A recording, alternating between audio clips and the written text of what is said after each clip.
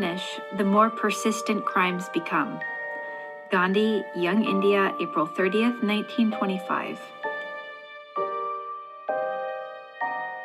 Here, Gandhiji has, I'm happy to say, been echoed exactly by modern thinkers about criminal justice. There is, for example, the whole domain of restorative justice, but closer to the point, actually, people have said, as long as we go on punishing, we will not solve the problem of crime in our society. It's a different logic, but it is very logical when you accept the basic premise of human unity and nonviolence.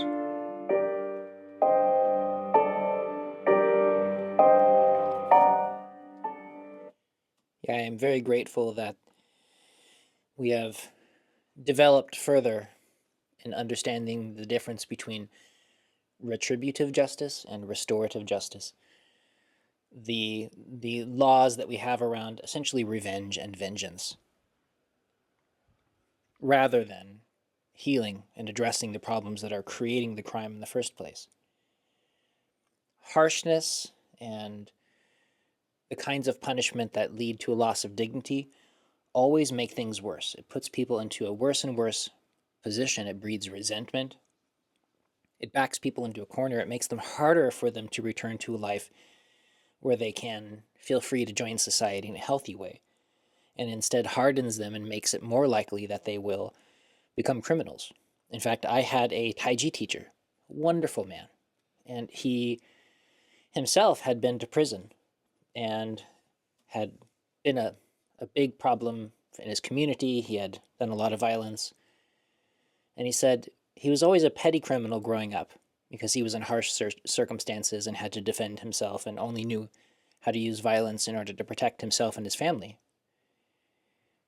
And yet, I didn't turn into a criminal until I went to prison. This was a direct quote. And so this is a thing to learn, that if we're trying to solve crime by making life worse for people, we're going in the wrong direction. And rather, if we are having problems that we want to address, we can look at the cause of the problem. We can address poverty. We can address injustice, imbalance. And we can help heal those concerns and make it far less likely for crime to show up in the future. And so, as Gandhi says here, the more we punish, the more persistent it becomes, because we're creating people who are more likely to commit crimes in the future. The more we force people to feel like criminals, the more likely they are to become them.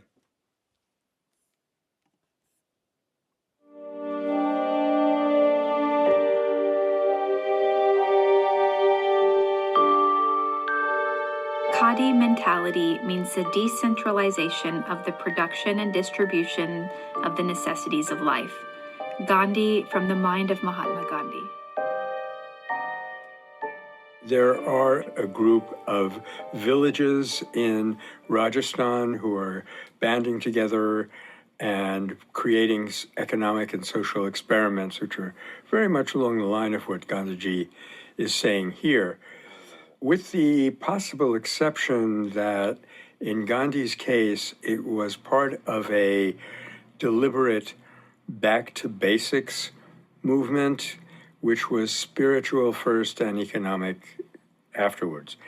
It kind of reminds one of Francis of Assisi. In fact, a lot of people have drawn a comparison between Gandhiji in our age and Francis in the 12th, 13th century, that there's something very liberating and very spiritual, getting us more close to reality, including the supreme reality, when we do away with inessentials and when we stop acquiring and using things to make ourselves feel more worthy and impress other people, and just use them for what we need and what they are. And that would automatically solve the problem of the environment, and through that, a great deal of conflict problems and a great deal of personal unhappiness.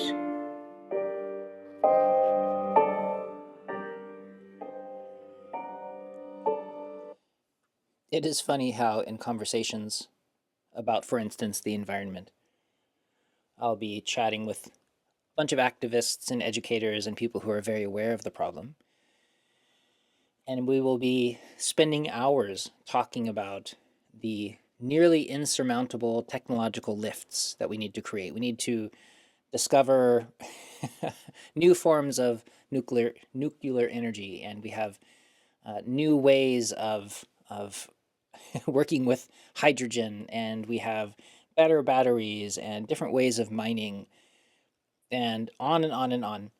Different ways of recapturing the loss of pieces of our environment and keeping our water clean. And these things require countless hours of countless scientists to make huge innovative leaps forward. We have our fingers crossed, which in a sense means, in American English, means that we're hoping for a miracle. And then if I was to raise my hand, if I was so foolish as to raise my hand and say, as Michael is mentioning here, we could also just change how we think about stuff, how we think about ourselves. As a culture, we could choose to live differently. And in an ideal form, this could happen in a single minute over the entire world. And the problem is actually solved. And it's funny that because of the way humans work, one is considered far more reasonable and feasible than the other. And I'm not entirely certain what to do about that, but I do think it's a really interesting fact that one would solve the problem instantly, and with zero expenditure of time, we would just simply learn another way to live. And one requires miracle making and countless hours of trying to do something so that we can keep the way we live and keep how we think about ourselves in the world, and also not destroy ourselves in the environment. We're trying to thread that particular needle in existence. And to me, one seems far more likely to work than the other.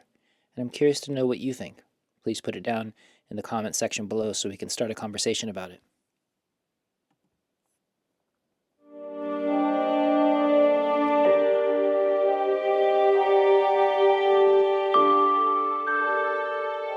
It is an unshakable faith with me that a cause suffers exactly to the extent that it is supported by violence. Gandhi, Young India, 1931. Elsewhere, Gandhi had actually used the phrase mathematically proportionate. I think it was a few years earlier than this statement, where he said the results of our efforts were mathematically proportionate to the purity of our approach or mindset or something like that. And that is, again, his basic approach to life, that success is determined by the means and not so much by the ends, in the sense that we must accomplish this by any means necessary. That coming from either the left or the right is exactly the opposite of Gandhi's viewpoint.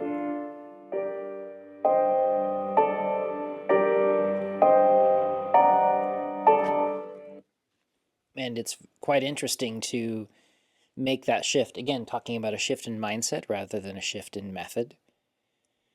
That if we started to see people focus on the process rather than the goal, that the means themselves are the end that we're trying to create, what we want to do is to create a world where people use the means of nonviolence, kindness, peace, compassion, restorative justice. If the goal is to help the world function in that way, then we don't have to worry so much about the end goal, because we know that things would turn out much better. And so we focus in our own lives as well, and in our own activism, upon the method.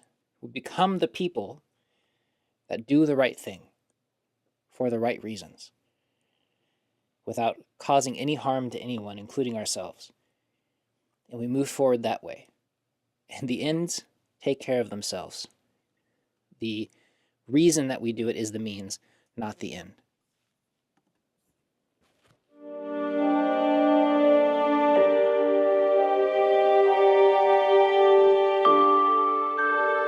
It has been my constant experience that much can be done if the servant actually serves and does not dictate to the people.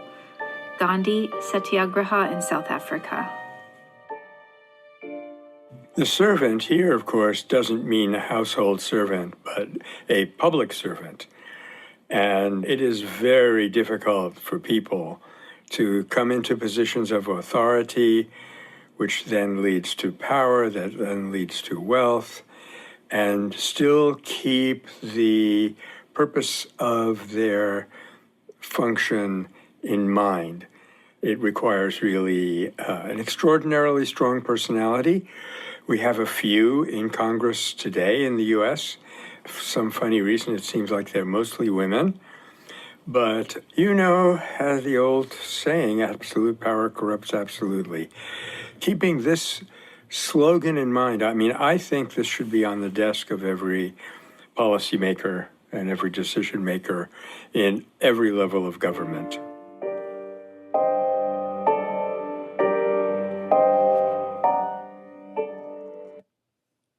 It is funny how I've read a number of books that in a number of royal courts and people of great power in the past, that there were these people whose job it was to not agree with everything that the king or the prime minister said.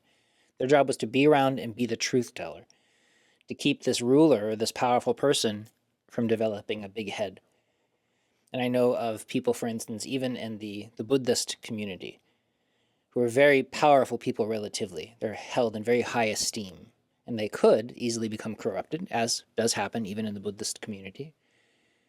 And I know of one person in particular that chose a personal secretary that would follow him everywhere. And this person was incredibly harsh and direct and honest about everything, from the way he looked to the way he sounded to the choices he was making. And because of that, not only was he able to continually practice his process of being free from ego and resistance and his personal equanimity, but he was always able to maintain a sense of centeredness about what was really happening, even when people were coming up to him, always telling him how great he was and wanting to be his yes person and his fan. Instead, he was surrounded by the harshest level of clarity and honesty. And I hold that in high esteem, that there were people who had famously the fool, somebody who would make fun of people just to make sure that they didn't get a big head and to stay grounded in reality.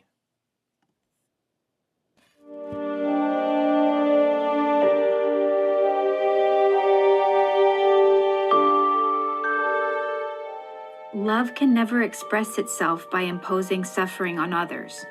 It can only express itself by self-suffering, by self-purification. Gandhi, Mahatma, Volume 3. To be sure, there are occasions when one has to block the project of another person or persons who may then take it ill and feel that hostility has been directed against them. But usually, in the course of time, they realize that you were trying to prevent them from a misstep because of your love and affection and concern for them. So even in cases where there's an apparent exception to this rule, I think the rule holds good. And what it requires often of us is the courage to do what we know to be right, or what we at least feel to be right, given our present level of understanding, against the opinion of even our friends. Most conspicuous example in Gandhi's life that I can think of in his early life in South Africa was when he rejected a compromise offered to him by General Smuts, by the Boer government, in which all of his supporters in India, including Gopal Krishna Gokhale, who was really his political guru, they were all telling him, take it, that's the best that you can get. But he was there on the ground, for one thing, and for another, he had faith in God. He had deep insight into the human person and incredible faith in the power of nonviolence. And a few years later, he prevailed. He was proven right.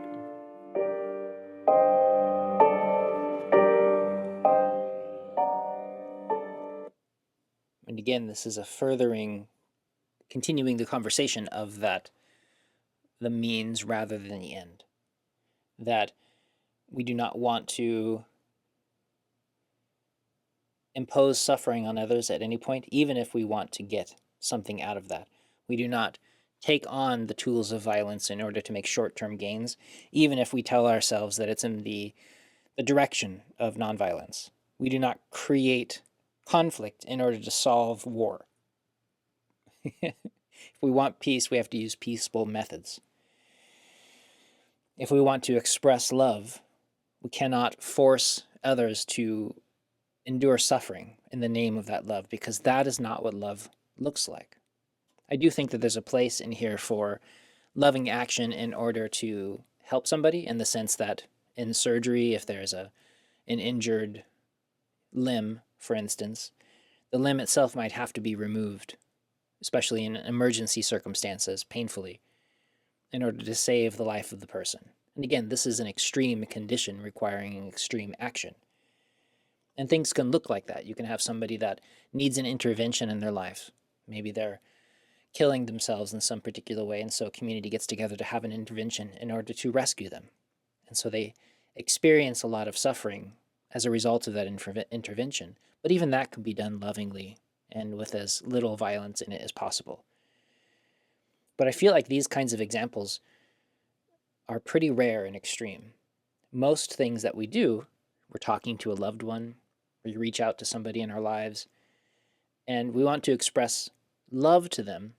If you find yourself doing it in a way that causes them pain, it might be worth re-examining the situation, and in the very least, making sure that your motives are clear. And then if they are, maybe just recognizing that you're very non-skillful. You're not very good at what you're trying to communicate and how you're trying to communicate it. And so pause, maybe work with a coach and find a better way so that your non-violent communication skills are raised. And then you can express your love and affection without hurting people. Sometimes that's the most important step that we can take.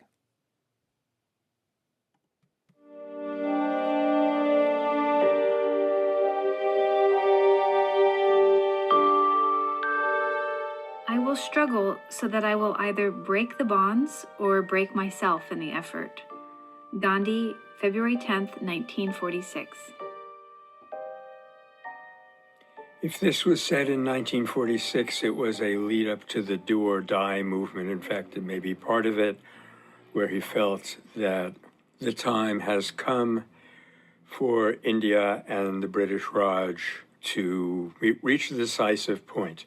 And he called upon his followers to do or die. That is beyond stage 3. It is stage 3.5 of our escalation curve. That they have now done all the preparatory work. They have reached the supporters whom they felt that they could reach on the other side and in the international community. They're never going to get stronger. He was now in his 70s, and he felt this is it. And I believe that this crisis probably comes in every social movement, though perhaps not this drastically. It probably does not usually require us to risk or lay down our lives.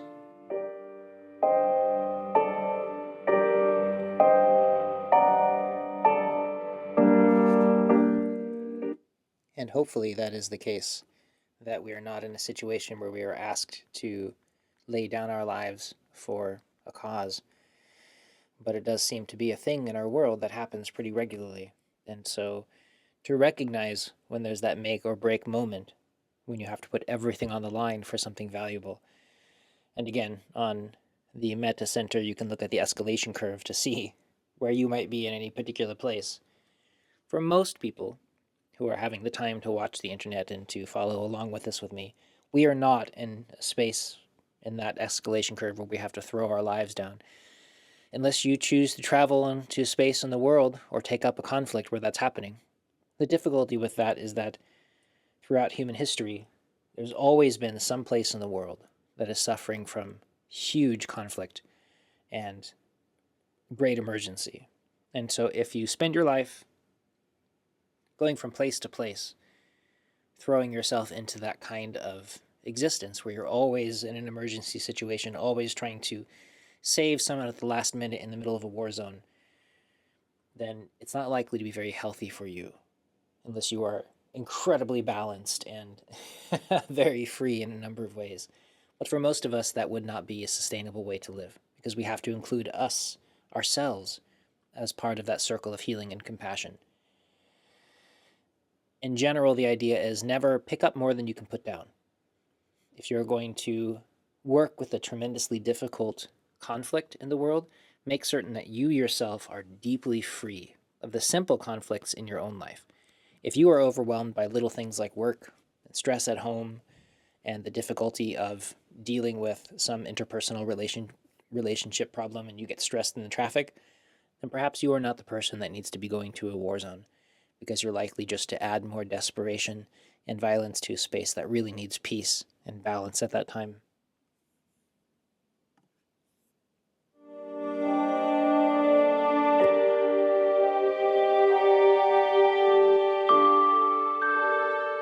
Religion of our conception, being thus imperfect, is always subject to a process of evolution and reinterpretation. Gandhi from Gandhiji's Dialogue with Christianity. Gandhiji probably had just finished saying, all religions are partly true and partly not, because they have been given by God, but received by man. So, because the thing is imperfect, and because history does not stand still, it lays a burden upon us to grasp the basic principles of the religion and adjust the implementation of those principles to the given occasion. I mean, there was a time when slavery was considered morally acceptable. There was a time when it was considered that women had a lesser position of some kind than men. All of these things represent progress. They represent improvement. And we have to have the discrimination to know what is the core of the religion that we must cling to and how to make the adjustments of that core to given circumstances.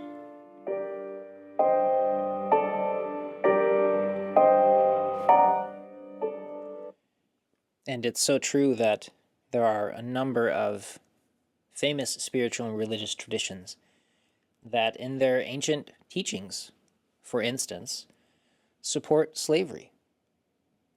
That they will tell their followers how to treat slaves, where to buy them, in what ways that you can abuse them, to what extent, how you can buy and sell children, the kinds of genocide that are okay, and it's really terrifying. And there are spiritual traditions that don't have anything like that, that are only peaceful, that are only supportive. And in all of these traditions, we want them to grow and to move forward as moral and ethical standards move forward. And so if we decide that our ancient Bronze Age tradition, for instance, is perfect in every way, and we have to follow the dictates of that Bronze Age moral system, then we end up with some pretty ghastly ethical standards having to do with when we're allowed to murder our children because they upset us, or how we can abuse and injure them because of some old tradition. These things exist, and they still impact people every day. And we have to be willing to allow our spiritual traditions, our wisdom traditions, to be wise, to grow as people grow, to shift and change with the times, because we want our spiritual evolution to mirror reality and to be healing for the community that it's in. And so maybe in an ancient community, it was fine to mutilate our children and to own humans in the worst possible way. But now we can say for certain that is morally and ethically inexcusable. We have to be willing to change. And so if you are somebody who has decided that some ancient tradition, book, teaching, master that you never met is giving you advice that doesn't fit your own ethical standards now, you have to be willing to change it. You have to be able to willing to look on and say, maybe I will upgrade this. You don't even have to leave the tradition. Maybe somebody along the way got it wrong, but you can be part of making it right. And we can all evolve together.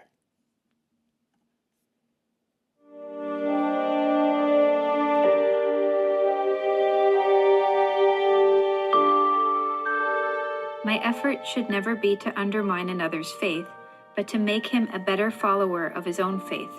Gandhi, Mahatma, Volume 2. Just imagine how much violence is being done today in the name of trying to get other people to change their faith or adopt your faith if they don't have one. That's one way of looking at this really, really practical injunction. But another way of looking at it is, again, to recognize the cardinal principle of unity and diversity. When it comes to diversity in religious belief, that is where the rubber really hits the road. It's easy to accept differences in clothing style. It's not too hard to accept differences of policy within a democratic framework. But a difference in religion means a difference in what you think about the basis of reality in the universe. And it may often mean, because of the imperfect way that we understand religion, who is a legitimate person. So here I think Gandhi is taking his most critical belief, his faith, his observation in the nature of reality and human destiny, human character, and taking it to where the rubber really does meet the road.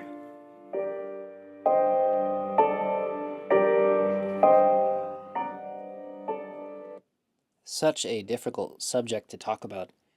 Personally, as somebody that has spent their life studying wisdom traditions and spiritual traditions, and even as somebody who lives full-time in a monastery for the past decade at this point, I am not a religious person. And so it becomes difficult for me to comment upon the religions around the world, even though I probably know more about them than many of the followers do. And so it's important to not create conflict, to not create shame, to uphold the dignity of someone's right to believe what they want to believe and to shape their mind how they want to shape their mind. And if I want to mock somebody's belief system, for instance, this is not going to heal the situation. It's certainly not going to convince them to live their lives differently. Instead, if I can relate to them as a human, which of course is always our goal, if I can connect to them in the most human way and to say, hey, we both share these values. For instance, we both value kindness. How do we both then bring kindness into the discussion? How do we both then work together to bring more kindness into the world? Maybe you value something else that I also share a value in. We can work together in 1,000 different ways, supporting each other, make them better at bringing out those qualities of their religious faith that you can agree with, that you wish more people in that system followed. Don't cut them down. Don't make them feel other, or they're far less likely to be open to sharing the world with you.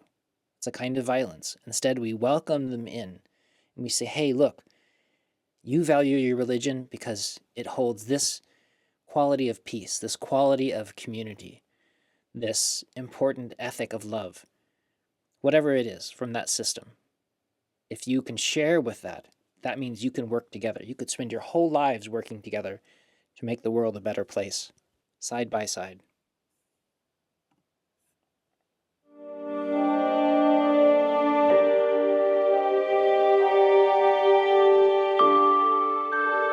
Somehow we refuse to believe in the evidence of our senses, that we could not possibly have any attachment for the body without the soul, and we have no evidence whatever that the soul perishes with the body.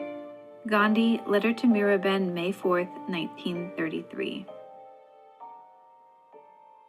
This statement to Madeline Slade, who had taken the name Miraben, shows really very succinctly how Gandhiji was completely scientific in his outlook. This was a great advantage of being part of the Vedanta tradition, the immemorial spiritual orientation that had prevailed in India for millennia, that it did not separate off science and the evidence of the senses from religious belief. There is a creed. I believe in God because of the evidence raining down on my senses. If you have even the remotest understanding of the incredible miracle that is the human body, the incredible miracle that is the universe in which we are situated, you cannot but fall back in a state of awe and to think deeply about who put us here and for what purpose. I believe that is what Gandhiji is saying with this remark.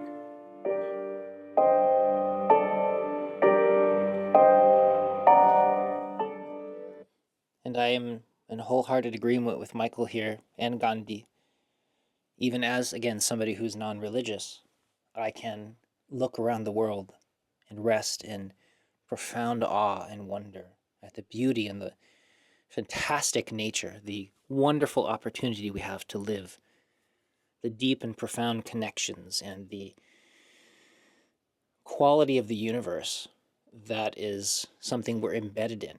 We are made of star stuff, flying through the universe on spaceship Earth, working together, sharing the same atmosphere, using the same resources, a single colony supporting itself, and somehow we manage to maintain consciousness and grow together and learn, and it's a miracle in the sense of something incredibly unlikely.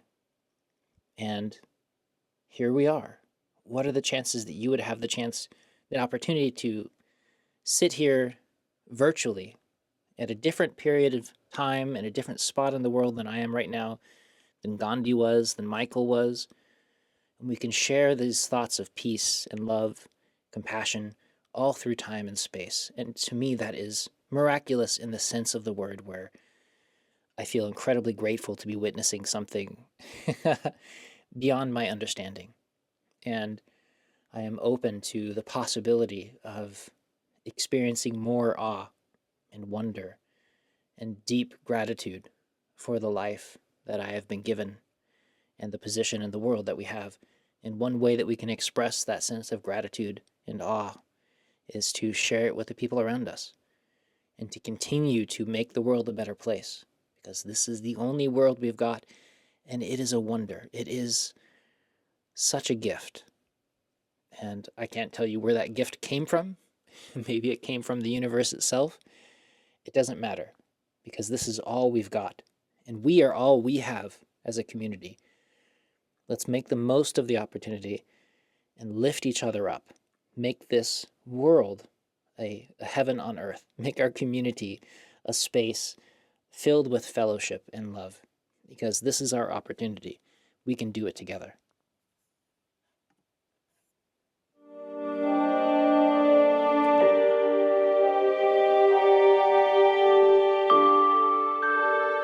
Sorrow and suffering make for character if they are voluntarily born, not if they are imposed.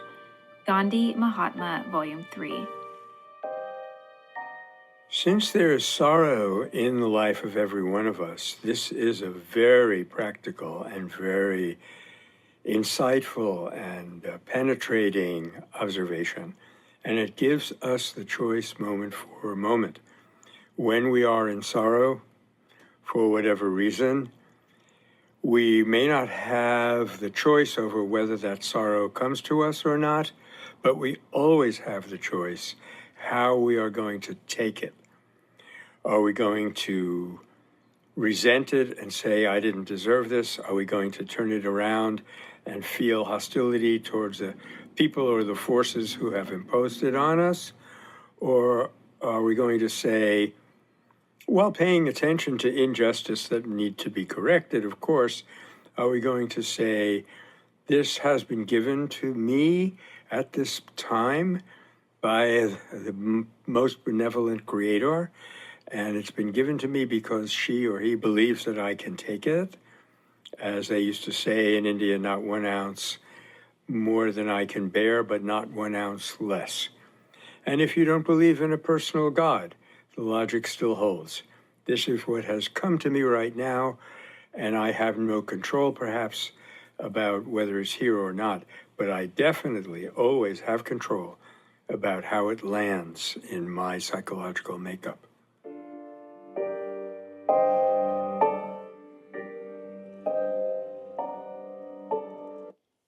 Absolutely true. One of the great gifts that I was given by my Buddhist teachers when I was younger is they told me to sit in a meditation posture and to stay there. And for anyone who's tried that for any length of time is automatically wincing because they know what I went through, that it is incredibly physically uncomfortable unless you're specifically prepared for that. And of course, I wasn't at the time. I just sat down and tried. But one of the really nice things about that opportunity is that it's very safe, especially if you're relatively healthy. It's incredibly uncomfortable, but very safe. And you can uncross your legs and lay flat or stand up anytime you need to, again, as long as you're healthy enough. And what that does is it gives you a little lab, a laboratory to experiment with pain and suffering, what that means, how to separate the two, because they're not the same. And if you can learn to separate out the suffering from the discomfort, the physical experience, from the mental experience, you can start to make friends with pain, because we all go through pain, physical pain, emotional pain, mental pain in our lives. And we can start to heal those relationships. And it is incredibly helpful in life, because when we're surprised by pain, when those moments come upon us where something happens, and that's something that happens to everybody, then we're in a space where we are much more likely to handle it well, to process through it, and to be able to help the other people in our life who might be going through the same thing. So it is a wonderfully useful practice. Because remember, most people, when they experience a wound, and famously in Buddhism we might talk about, the person that experiences a physical injury is wounded twice.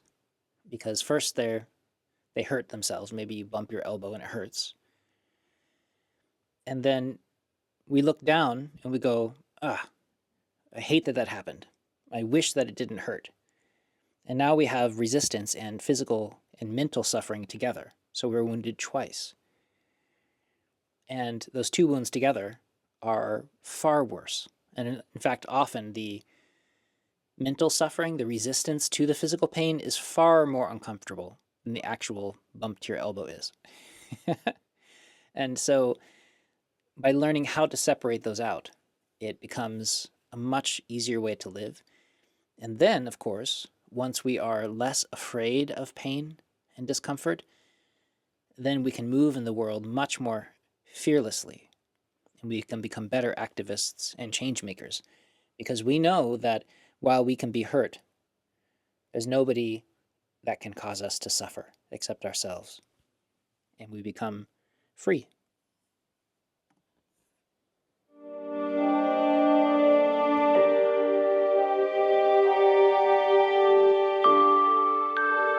Justice should become cheap and expeditious.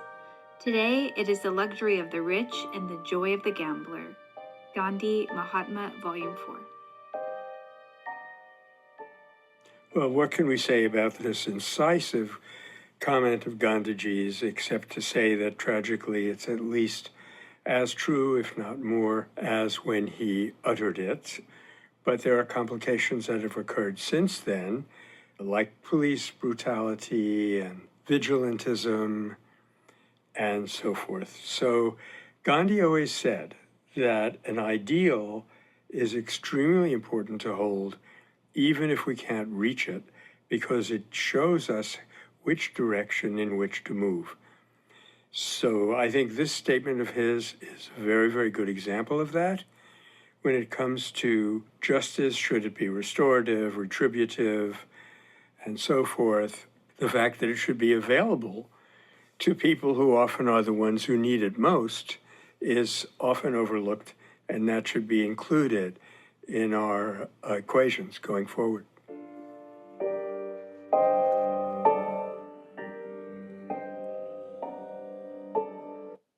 And worthy of celebration is the fact that as a human species, as a culture, we've really made great progress in this, I believe, from my own readings of history, because there have been so many cultures throughout history where only the people at the top, only the ruling class has any form of justice, anyone looking out for them, anyone coming together to make sure that it's safe and fair for everybody.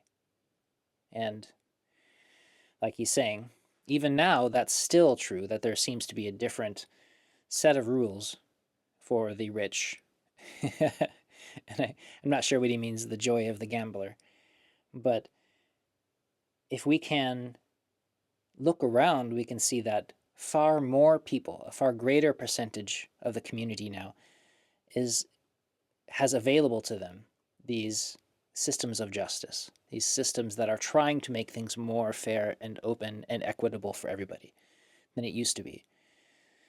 And as Michael's mentioning, certainly the goal moving forward is to continue allowing those systems to expand, to become more fair, more equitable, and to include everybody within their circle, so that we all have access to systems of justice and fairness, and to hopefully as well continue to balance out the kinds of justice that are given between the wealthy and the poor, the powerful and the weak. And if we can do that moving forward, then our science of justice can also evolve.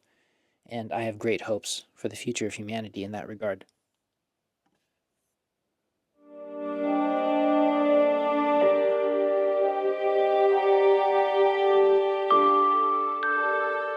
I may deliver up my soul with the remembrance of God on my lips. Gandhi from Parallel Last Phase, 2nd volume. It's funny, I'm reading the last phase now. I haven't quite gotten to that statement of his, but in fact, this seems to be exactly what happened when he was gunned down by Nathuram Godse, people who held his body and remarked on how pathetic it was to hear the breath and voice slowly going out of him. The last things he said was Rama, Rama, Rama, and that is exactly the name of God on his lips. This may be regarded as the final achievement in spiritual development, so that even when the ultimate shock and catastrophe has befallen a person, that even in that extremity, they can still remember God. This shows us, if nothing else can, the stature of the man.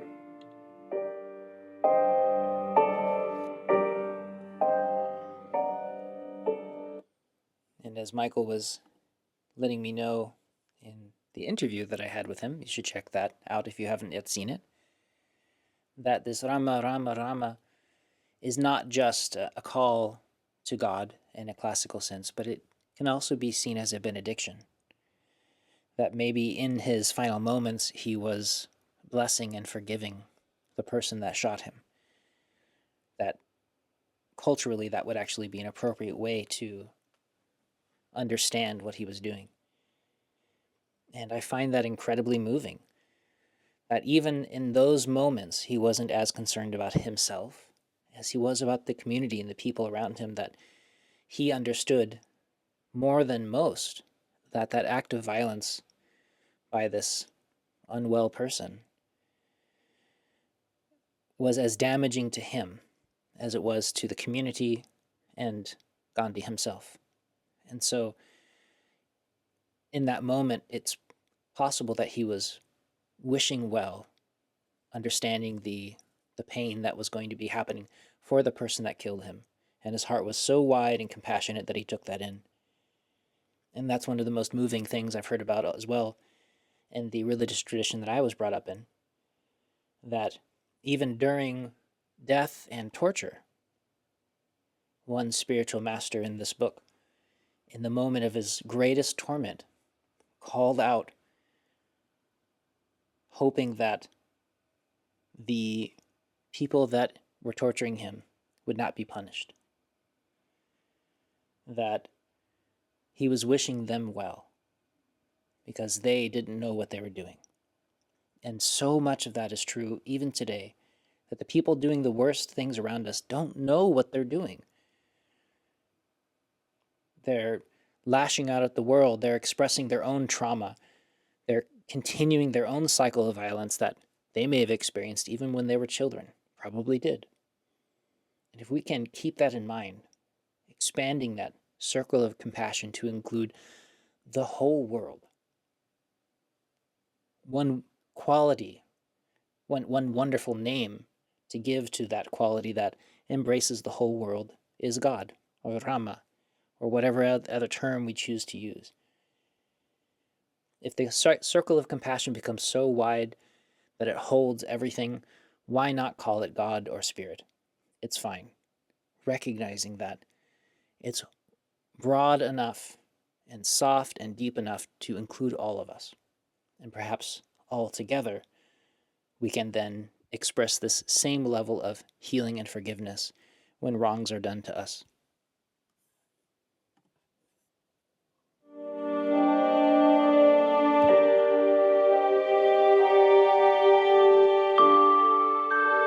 Non-cooperation is a process of evolution.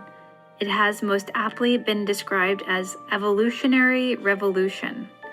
Gandhi, Young India, February 23rd, 1921.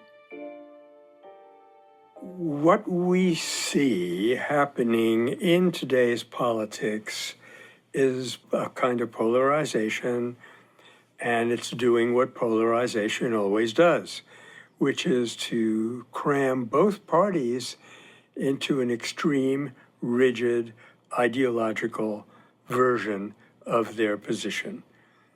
So neither the conservatives, so-called, or the progressives, so-called, end up being able to adjust to circumstances. And that is a kind of political death.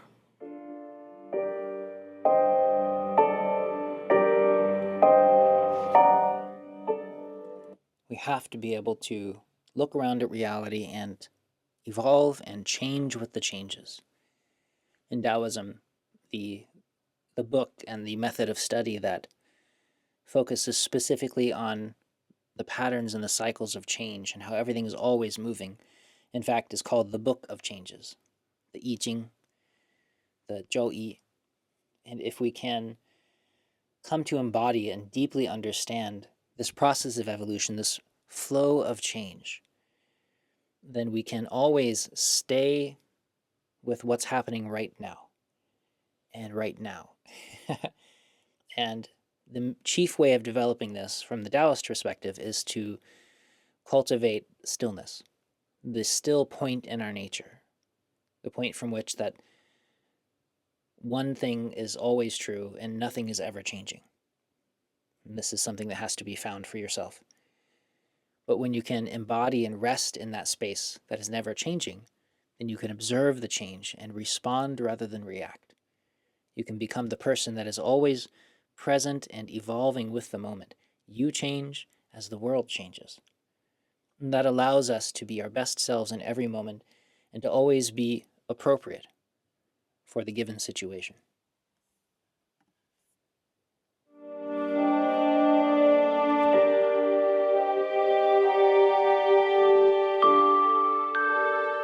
The idea is that every healthy individual should labor enough for his food, and his intellectual faculties should be exercised not in order to earn a living or amass a fortune, but only in the service of mankind. Gandhi, Ashram Observances in Action. It's interesting that as a classic scholar, I am immediately reminded of a line by the poet Hesiod, who was not, the most brilliant, but that period of ancient Greek literature was so brilliant that even a second-rate poet was very, very good. And he talked very well about the fact that when we were born, we are born into the necessity for work. Nobody can avoid it. This was carried out more elaborately in greater detail in the Vedanta, which points out that, even by breathing, we're working. So we can't avoid work. The question is, what kind of work should we engage ourselves in, insofar as we have a freedom of choice to do that? And he gives the answer there too. We should be using our faculties, intellectual and other, in the service of humanity.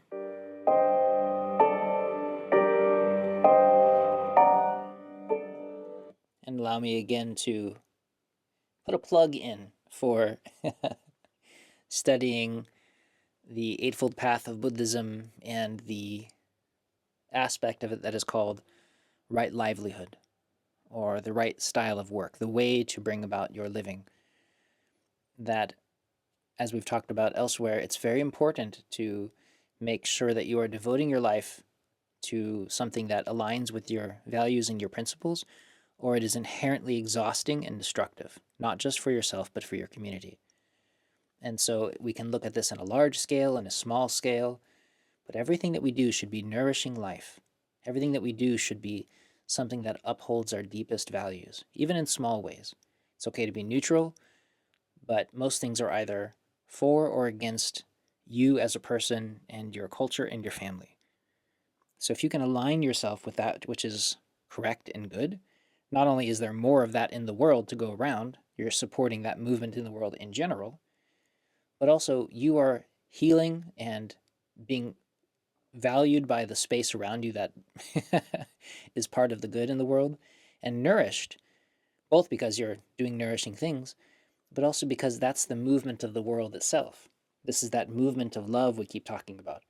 When you are riding that train, when you are flowing in that part of the river, everything is easier and comes to you more quickly, and you become part of the world that is being nourished, and you find community that is being nourished, and that whole aspect of everything that you want that's good in the world starts to grow.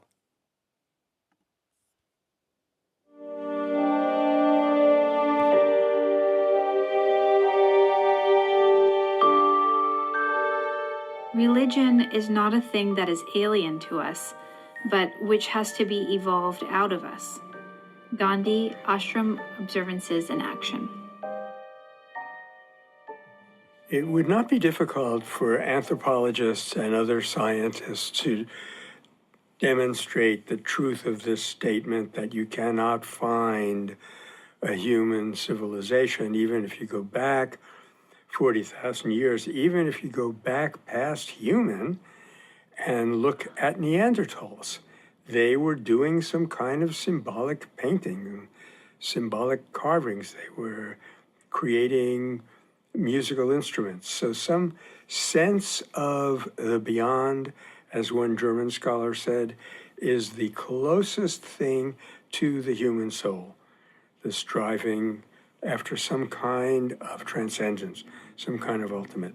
So the core, the basic underlying principles of a successful religion are in every one of us.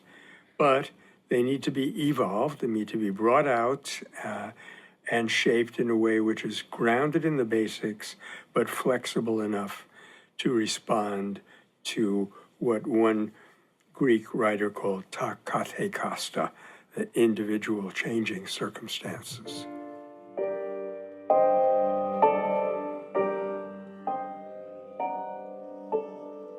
And it must be flexible enough, as we keep saying, to respond to individual circumstances, which is the same thing as saying it must be relevant and appropriate to the situation Otherwise, what's the point of a tool, a philosophical tool, a religious tool, a practical tool in farming? If it's the wrong tool for the job, it's not going to get done what I need it to do. And so a religion has to hold ideas and values that make our world a better place.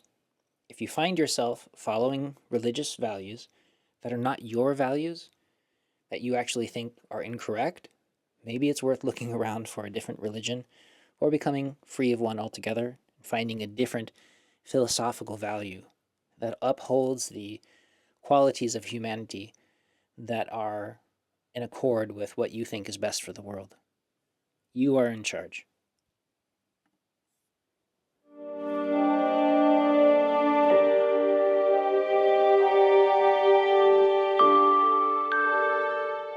Fasting cannot be undertaken against an opponent. Fasting can be resorted to only against one's nearest and dearest and solely for his or her good. Gandhi, Young India, September 30th, 1926. As far as I am aware, Gandhi never gave a comprehensive overview of the ground rules, so to speak, for a successful fast. But one can put them together from various things that he wrote. And this is probably rule number one, that it is a tool that you use to awaken another and not to force him or her by social pressure or whatever to do something that you want. And there are classic examples of fasting being misused. Sorry to say, one of them was back in the early days, I believe, of Margaret Thatcher's rule in the UK. Some Irish freedom fighters, or she would call them terrorists, undertook fasts at Longtesh prison without having first established that rapport with the British government. One faster at least died, and I'm afraid it was politically not very effective. So actually, Gandhi's statements on fasting were compiled by Prabhu in a little booklet called Fasting in Satyagraha, Its Use and Abuse. And we also go over these rules, incidentally, in our own Nonviolence Handbook.